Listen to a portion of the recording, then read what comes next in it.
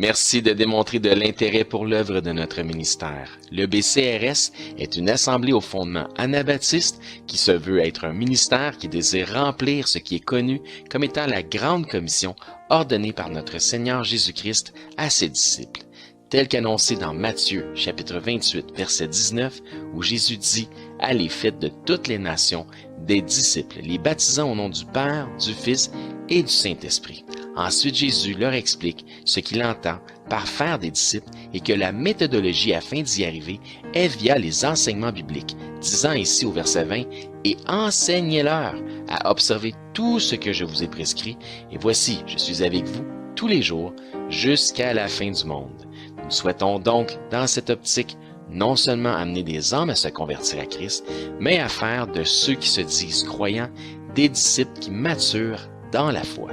Nous nous efforçons donc toujours, aussi dans cette optique, d'enseigner les Écritures selon une saine doctrine biblique, en suivant des règles de compréhension et d'interprétation strictes. Nous démontrons un immense respect, une entière révérence envers la sainte parole de Dieu, en nous assurant de ne pas lui donner des interprétations particulières, quitte à dénoncer les théologies et les hérésies malsaines qui sont, selon, des doctrines d'hommes.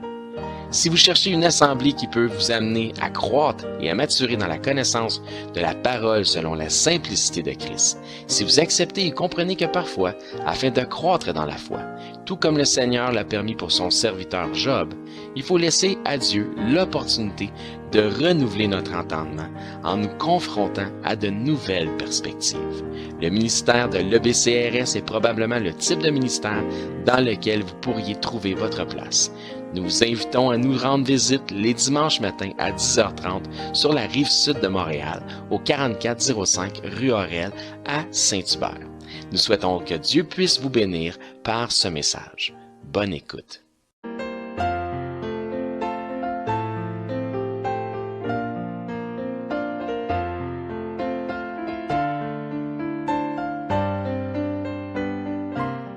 On va avoir un moment de lecture ce matin. On va retourner dans les psaumes. Merci, Pauline, de nous avoir lu le psaume 23 ce matin. Mais le psaume 1, on va le lire au complet. Il y a 6 versets au psaume. Et le titre du message, c'est « Heureux l'homme ». Heureux l'homme. Heureux l'homme qui ne marche pas selon le conseil des méchants, qui ne s'arrête pas sur la voie des pécheurs et qui ne s'assied pas en compagnie des moqueurs. Et vous remarquerez il y a 3 mots qu'il y a dans ce verset-là qui reviennent eux-mêmes 3 fois. Donc, heureux l'homme qui ne marche pas selon le conseil des méchants. Méchant revient 3 fois. Qui ne s'arrête pas sur la voie revient 3 fois. Et des pécheurs, le mot pécheur revient aussi 3 fois dans le texte au complet. Et qu'il ne s'assied pas en compagnie des moqueurs. Donc, on voit ici quelqu'un que Dieu nomme heureux par les choses qu'il désapprouve. Heureux par les choses que tu désapprouves. Mais qui trouve son plaisir dans la loi de l'Éternel et qui la médite jour et nuit. Donc, heureux est-il aussi dans ce qu'il approuve et dans ce qu'il met en pratique. Il est comme un arbre planté près d'une eau courante ou d'un courant d'eau qui donne son fruit en sa saison et dont le feuillage ne se flétrit point. Tout ce qu'il fait lui réussit. Il n'en est pas ainsi des méchants. Quels méchants? Les méchants qui sont de mauvais conseils. Comme ça nous disait au verset 1. Ils sont comme la paille que le vent dissipe. C'est pourquoi les méchants, encore une fois les mêmes méchants, ne résistent pas au jour du jugement, ni les pécheurs, donc ceux dont la voie est tortueuse, ni les pécheurs dans l'assemblée des justes. Verset 6. Car l'Éternel connaît la voie des justes et la voie des pécheurs mène à la ruine. Donc les voies des justes, donc des justifiés, fait opposition à la voie des pécheurs dans le texte. Les justes suivent un chemin, donc le chemin, une voie, celle de la vérité qui mène à la vie, qui mène au Père, donc, et le seul chemin est Jésus-Christ. C'est génial d'être réunis ici ce matin pour avoir un temps de communion et de partage qui est un peu différent. Merci à tous ceux et celles qui ont participé de quelque manière que ce soit à notre activité de brunch de style cabane à sucre, donc merci à tout le monde. Et je trouve que notre passage de ce matin se prête bien à l'occasion. Ça nous parle d'un arbre qui rend son fruit à sa saison, un peu comme pour nous tous au Québec. nous avons la saison des sucres. C'est un temps de collecte, c'est le temps de collecter la sève des arbres afin de la faire bouillir, pour la transformer en l'eau d'érable ou transformer l'eau d'érable en sirop d'érable. À partir de ce sirop, nous en faisons tous les produits qui sont dérivés. Dans notre passage de ce matin, nous avons une sorte d'éloge et d'encouragement fait à l'égard d'un individu. En fait, on voit le caractère d'un individu qui fait de la piété son style de vie. Dans le psaume 1:1, « Heureux l'homme qui ne marche pas selon le conseil des méchants, qui ne s'arrête pas sur la voie des pécheurs et qui ne s'assit pas en compagnie des moqueurs. » Donc, première observation qu'on fait ici, cet homme, cette femme ou cet individu marche selon certains conseils. Le verbe marcher ici n'est pas seulement représentatif de celui qui prend une marche en plein air, mais c'est plutôt, comme je le disais, c'est qu'une question de style de vie. Il s'agit donc de son modus operandi, de sa façon de faire les choses, c'est ce qu'il met en pratique. Il ne marche pas ou n'opère pas selon le conseil des méchants. Il fait un choix conscient de fonctionner selon de bons conseils, selon de bons conseillers. Afin de ne pas marcher selon le conseil des méchants, il doit premièrement être en mesure d'identifier qui sont les méchants. Donc, je répète ça. Afin de marcher selon le conseil, de ne pas marcher, selon le conseil des méchants, nous devons être en mesure d'être capables d'identifier qui sont les méchants. Plusieurs qui se disent de Christ suivent les conseils des méchants parce qu'ils n'ont pas le discernement exercé, la maturité spirituelle, afin de pouvoir identifier les méchants. À la veille d'élections nationales, plusieurs chrétiens vont voter pour un parti qui ont comme plan la persécution des églises, dans leur plan, dans leur idéologie politique. Un méchant n'arrivera pas devant toi en disant « Coucou, je suis un méchant ». Il est de notre devoir d'être capable d'avoir cette maturité spirituelle-là, de pouvoir identifier ce que Dieu considère comme étant méchant. On se souviendra que les gens de Sodome étaient des méchants et de grands pécheurs devant l'Éternel. Les méchants sont donc ceux qui exercent ou qui s'exercent au mal. Ils sont ceux qui commettent et approuvent le mal, faisant partie de cette race qui appelle le bien mal et le mal bien. Le chrétien qui agit selon la prudence devrait être en mesure de pouvoir identifier le mal et s'en éloigner, se mettre à l'abri du mal. Le problème est que plus souvent qu'autrement, le mal se déguise en bien. Le méchant se déguise en une bonne personne, en quelqu'un qui veut ton bien. C'est pas étonnant parce que le diable lui-même, cet être ténébreux, se déguise en être de lumière. Le psaume 1, donc on va passer du psaume 1 au proverbe 1.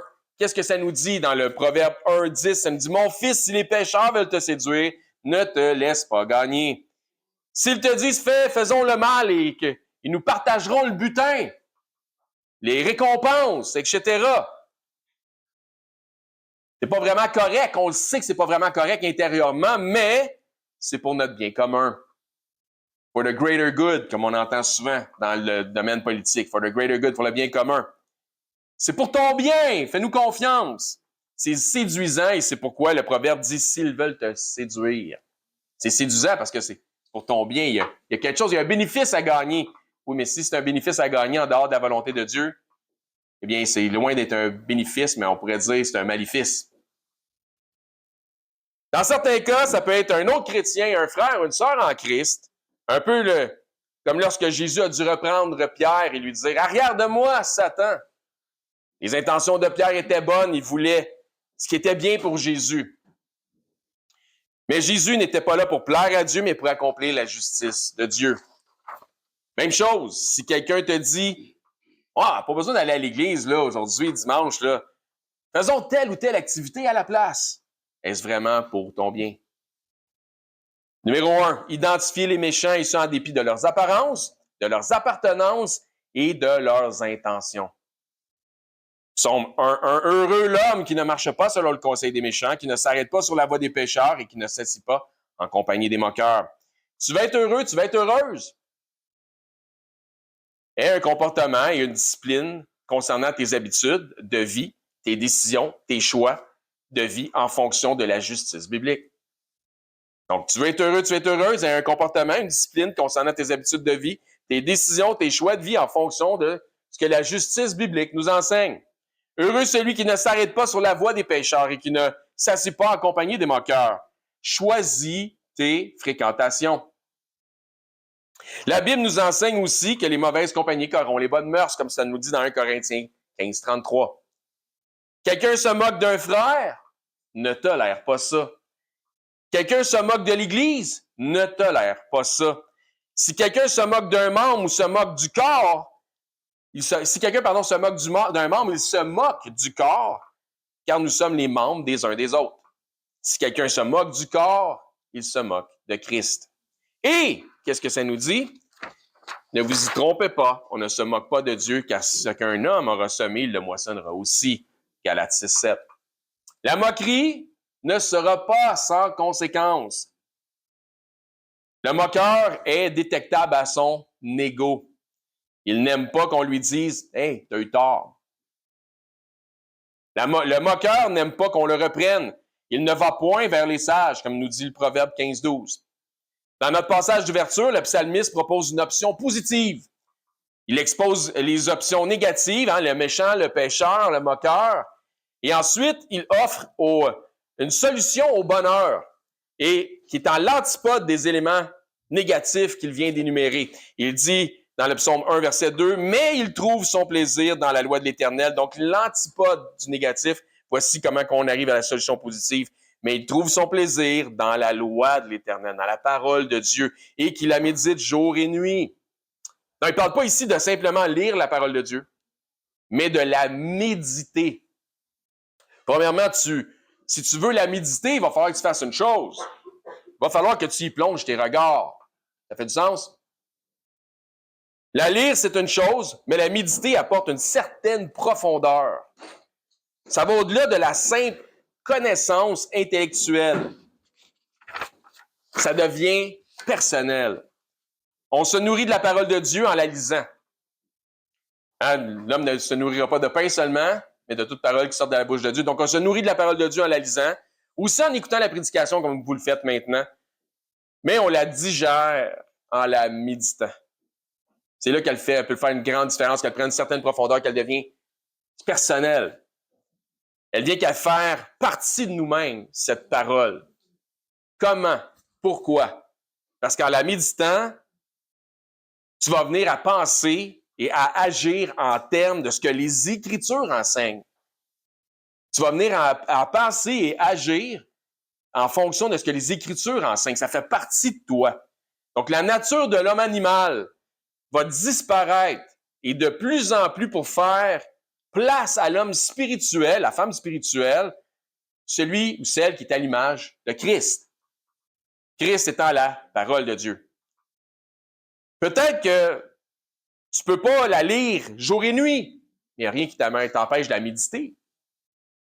Régulièrement, souvent, jour et nuit, à chaque moment que tu as de libre, tu peux méditer ce que Dieu t'enseigne.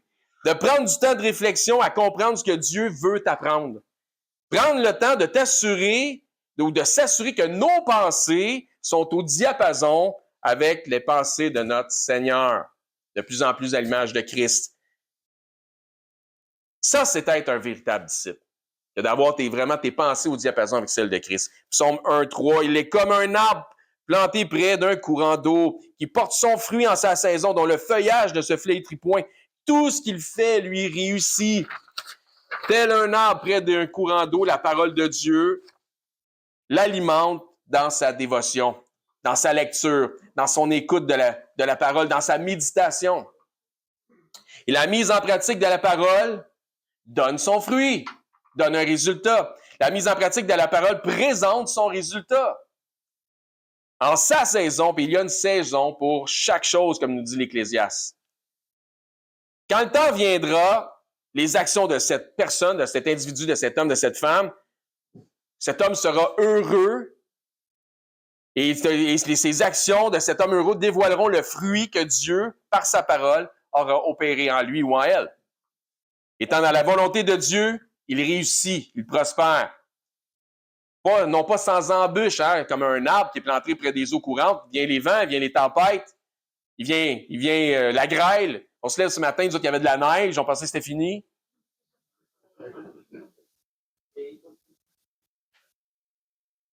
Mais même si aux yeux de tous, tu sembles échouer, si c'est selon le plan de Dieu, même si aux yeux de tous, tu sembles échouer, bien si c'est selon le plan de Dieu, tu réussis.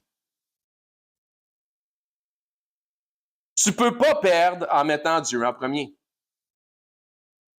L'exemple le plus magnifique est celui de notre Sauveur qui a été mis en croix.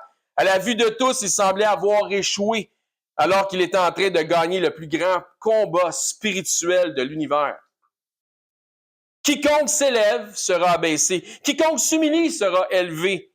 Dans le verset suivant, le psalmiste nous reparle des méchants et des pécheurs, plus précisément ceux qui n'ont pas cru à l'évangile du Fils pour le salut de leur âme. Psaume 1, verset 4. Il n'en est pas ainsi des méchants, ils sont comme la paille que le vent dissipe. Au contraire d'un arbre qui est sûr, qui est bien enraciné, qui est bien nourri, ils sont comme de la paille sèche, sans racines, sans aucun fruit, qui sont ballottés ici et là à tous les vents. Aucun fondement, aucune fondation, aucun protocole. Modus operandi qui fait du sens. Si aujourd'hui c'est bien, demain le bien va être mal, aujourd'hui le mal, demain le mal sera bien. Ça n'a pas d'importance. Verset 5. C'est pourquoi le méchant ne résiste pas au jour du jugement, ni le pécheur dans l'assemblée des justes. Il s'auto-élimine. Pas de délivrance pour eux. Leurs futiles réussites dans ce monde ne vaudront rien. Verset 6. Car l'Éternel connaît les voies des justes et la voie des pécheurs mène à la ruine. À la fin, c'est nous qui gagnons, car notre victoire repose sur la victoire de Christ. Conclusion de notre message de ce matin. Avons-nous la sagesse biblique de pouvoir identifier les méchants de ce monde? Parfois, les chrétiens s'assoient en compagnie des moqueurs et d'une manière très particulière, simplement en s'assoyant sur le fauteuil et en allumant la télé et d'écouter la propagande qui se passe là-dessus. Donc, soyons vigilants, les amis. Le Seigneur nous appelle à la vigilance, à la sagesse. Donc, relisons ce passage-là du Proverbe, Psaume 1, et méditons sur ce que le Seigneur avait pour nous aujourd'hui là-dedans. Amen? Et que Dieu vous bénisse. Que Dieu vous bénisse abondamment à mesure que vous obéissez à sa parole puis vous la mettez en pratique. Bonjour, ici Éric, ancien et enseignant du ministère de l'EBCRS. J'aimerais d'abord vous remercier de vous intéresser à l'œuvre de notre ministère ainsi qu'à la chaîne sur laquelle on distribue notre matériel. Si, suite à une de nos prédications, vous réalisez que vous n'avez jamais fait du Seigneur Jésus le Seigneur de votre vie, le Sauveur de votre âme, mais que vous réalisez aussi que vous avez vraiment besoin de vous tourner vers lui afin de sécuriser votre éternité, je crois que ce segment de vidéo s'adresse à vous, puisque la Bible nous déclare cette vérité. Dans 1 Timothée au chapitre 2, à partir du verset 3, ça nous dit que Dieu est notre Sauveur et que dans cette optique, Dieu souhaite que tous les hommes soient sauvés et que tous les hommes parviennent à la connaissance de la vérité. Et ça nous dit aussi, car il n'y a qu'un seul Dieu et un seul médiateur entre Dieu et les hommes, et c'est Jésus-Christ qui s'est lui-même fait homme. Et ça nous dit que Jésus-Christ s'est fait homme afin de lui-même se donner en rançon pour le rachat de tous. Jésus a dit en conversant avec ses disciples qu'il est le chemin, la vérité et la vie, et que nul ne vient au Père, c'est-à-dire à Dieu, qu'à travers la foi en Jésus lui-même. C'est la seule façon. C'est ce que Jésus exprime aussi en partageant l'Évangile avec un homme d'un certain âge qui se disait lui-même très religieux. Dans l'Évangile selon saint Jean, au chapitre 3 et verset 16, Jésus dit à cet homme, « Car Dieu a tant aimé le monde, qu'il a donné son Fils unique, afin que quiconque croit en lui, donc met sa foi en lui, ne périsse point, mais qu'il ait la vie éternelle. » Donc la volonté de Dieu, notre Créateur, elle est claire. C'est que tous parviennent à la repentance en faisant le choix volontaire de croire par la foi le récit de l'Évangile de son Fils Jésus-Christ. Les informations qui nous sont transmises dans la Bible nous font comprendre que par nature, malheureusement, nous avons tous enfreint les règles de sainteté déjà établies par Dieu. Nous avons tous enfreint au minimum une des 10 lois, des 10 règles, des 10 commandements, mentir, prendre le nom de Dieu en vain, manquer d'honneur à nos parents, blasphémer, peu importe. Donc Dieu, dans sa perfection, qu'il ne peut renier, est 100% juste. Et puisqu'il est 100% juste, il doit nous juger selon la justice. Et comme nous sommes tous coupables de péché et de transgression, nous méritons tous notre sentence. Mais bonne nouvelle, parce que Dieu, dans sa perfection, est aussi 100% miséricordieux et souhaite faire miséricorde à tous. Donc, Dieu nous tend la main afin de nous sauver du châtiment qui lui est réservé aux transgresseurs de sa loi. Jésus nous explique qu'un endroit terrible a été préparé pour Satan, le chef des anges déchus, des démons, un endroit de flamme, de regret, de tourment, de souffrance, etc. Et la réalité de l'enfer que Jésus nous explique, les raisons pourquoi c'est si effroyable, et que tous les attributs de Dieu, ils sont absents, puisque c'est tellement éloigné de Dieu. Tandis que Jésus dit à ses disciples qu'il est allé au ciel, dans la demeure du Père, pour nous y préparer une place. Dans cette place, le paradis céleste, étant auprès de Dieu, au contraire de l'enfer, étant dans sa proximité, nous y retrouverons l'ensemble des attributs que procure sa présence.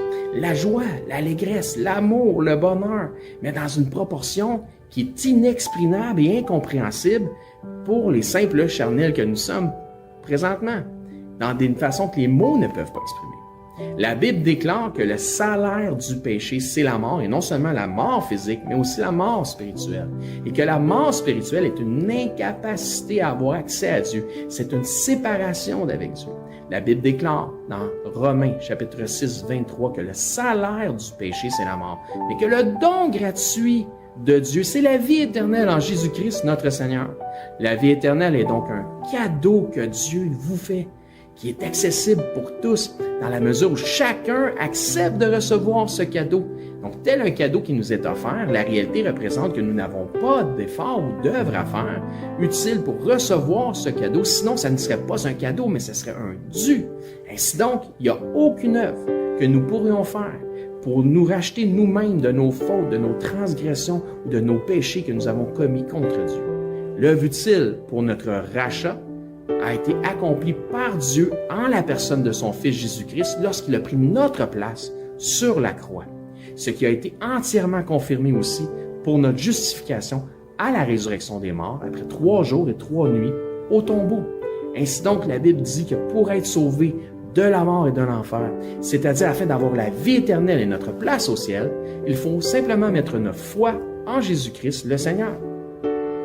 La Bible dit « Crois au Seigneur Jésus et tu seras sauvé ». Mais croire au Seigneur Jésus, c'est important qu'on en parle. Croire au Seigneur Jésus a une signification. C'est simple, mais, comme je dis, important. Cela signifie de croire par la foi dans le récit de l'Évangile de son Fils. Puisque la Bible dit que l'Évangile est la puissance de Dieu pour le salut de quiconque croit. Que dit donc cet Évangile, cette bonne nouvelle, puisque Évangile veut dire bonne nouvelle, mais Romains, au chapitre 10, nous en parle justement. À partir du verset 8, ça nous dit que cette bonne nouvelle, cette parole, est près de toi, elle est dans ta bouche et dans ton cœur. Or, c'est la parole de foi que nous prêchons. Si tu confesses de ta bouche que Jésus est le Seigneur et que si tu crois dans ton cœur que Dieu l'a ressuscité des morts, tu seras sauvé. Ça nous explique ensuite, car c'est en croyant du cœur qu'on parvient à la justice et c'est en confessant de la bouche qu'on parvient au salut, selon ce que dit les Écritures. Quiconque croit en lui ne sera point confus. Il n'y a aucune différence pour quelque nation que ce soit juif ou grec, puisque tous ont un même Seigneur qui est riche pour tous ceux qui l'invoquent. Car quiconque invoquera le nom du Seigneur sera sauvé. Il ne s'agit donc pas de réciter une prière selon une formule toute faite qui fait la différence, mais bel et bien de mettre sa foi dans le Seigneur Jésus-Christ. Si vous croyez que Jésus-Christ, Dieu le Fils, le ressuscité, est Seigneur et que vous acceptez d'en faire le Seigneur de votre vie, ainsi il devient instantanément aussi le sauveur de votre âme. Si tel est votre cas, gloire à Dieu, vous faites maintenant partie de son troupeau.